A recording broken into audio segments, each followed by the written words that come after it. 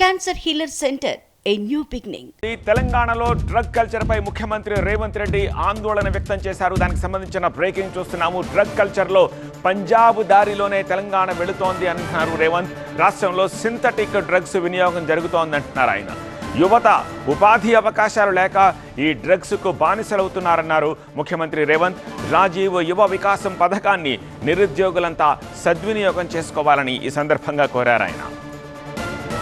ఎందుకంటే ఈరోజు హైదరాబాద్లో కాదు, చిన్న చిన్న ప్రాంతాలలో కూడా గంజాయి చాలా ఎక్కువైపోయింది, సింథటిక్ డ్రగ్స్ ఎక్కువైపోయినాయి, కొకేన్ ఎక్కువైపోయింది. ఇది తెలంగాణ సమాజాన్ని భయపెడుతుంది. తెలంగాణ వేగంగా పంజాబ్ వైపు ప్రయాణం చేస్తుంది.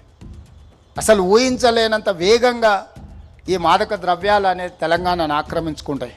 ఓనాడు ఉద్యమ స్ఫూర్తి ఉన్న తెలంగాణ రాష్ట్రం, ఓనాడు ఉద్యమాలకు వేదికలైన యూనివర్సిటీలు, కాలేజీలు ఈరోజు ఈ సింథటిక్ డ్రగ్స్ కానీ లేకపోతే గంజాయి బారిన పడుతున్నారు.